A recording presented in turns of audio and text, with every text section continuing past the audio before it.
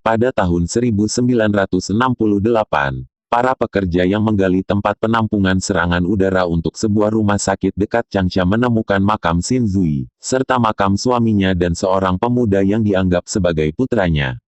Dengan bantuan lebih dari 1.500 siswa sekolah menengah setempat, para arkeolog memulai penggalian besar-besaran situs tersebut dimulai pada bulan Januari tahun 1972.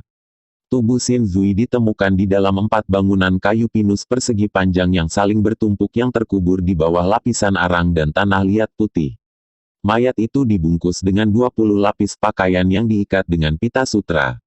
Di makam Xin Zui, 4 peti mati dengan ukuran yang semakin kecil saling tertutup. Peti mati pertama dan terluar dicat hitam, warna kematian dan dunia bawah. Semua gambar yang dilukis disegel di dalam peti mati ini dengan demikian dirancang bukan untuk pemirsa luar tetapi untuk orang yang meninggal dan berkaitan dengan tema kematian dan kelahiran kembali, perlindungan di akhirat, dan keabadian. Peti mati kedua memiliki latar belakang hitam tetapi dicat dengan pola awan bergaya dan dengan dewa pelindung dan hewan keberuntungan yang berkeliaran di alam semesta yang kosong. Sosok kecil, wanita yang sudah meninggal, muncul di tengah bawah ujung kepala. Hanya tubuh bagian atasnya yang terlihat, karena dia akan memasuki dunia misterius ini. Peti mati ketiga menunjukkan skema warna dan ikonografi yang berbeda. Warnanya merah bersinar, warna keabadian, dan motif dekoratif termasuk hewan ilahi dan gunung Kunlun bersayap abadi yang mengapit 3 puncak, yang merupakan simbol utama kebahagiaan abadi. Di dalam makam ini, di atas peti mati keempat dan paling dalam, para penggali menemukan spanduk sutra yang dicat dengan panjang sekitar 2 meter. Bulu kuning dan hitam menempel di papan penutup peti mati. Orang-orang pada masa itu percaya bahwa untuk terbang ke langit dan menjadi abadi, seseorang perlu melalui fase bulu, yaitu menumbuhkan bulu pada tubuh. Selama dan sebelum waktu itu menyebutkan hubungan antara bulu yang tumbuh dan menjadi makhluk surgawi. Makhluk surgawi bahkan disebut sebagai orang berbulu, dalam beberapa teks. Satu makhluk surgawi pada lukisan batu Nanyang Han juga memiliki bulu di sekujur tubuhnya.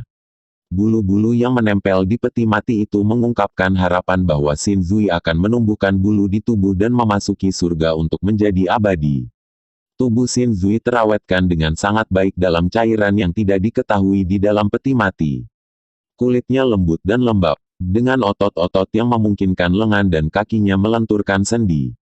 Semua organ dan pembuluh darahnya juga utuh, dengan sedikit darah tipe A ditemukan di pembuluh darahnya. Ada rambut di kepalanya, dengan wig yang dijepit dengan jepit rambut di bagian belakang kepalanya. Ada kulit di wajahnya, bulu mata dan hidungnya masih ada.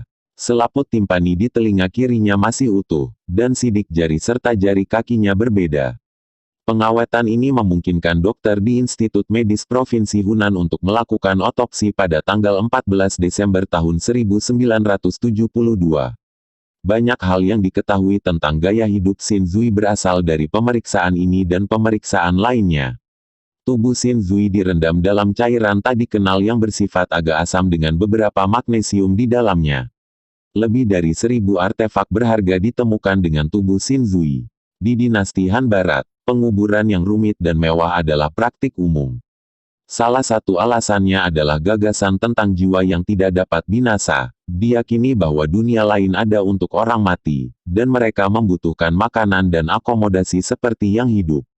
Oleh karena itu, konsekrasi bagi orang mati harus sama dengan yang disediakan untuk yang hidup, dan semua kebutuhan dalam hidup harus dibawa ke kuburan untuk digunakan di akhirat.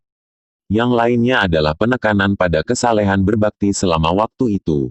Di dinasti Han, kesalehan berbakti telah menjadi pendekatan penting untuk menjadi pejabat.